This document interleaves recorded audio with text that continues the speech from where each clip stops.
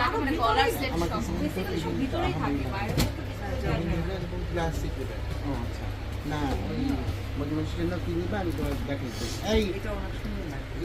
diamond cut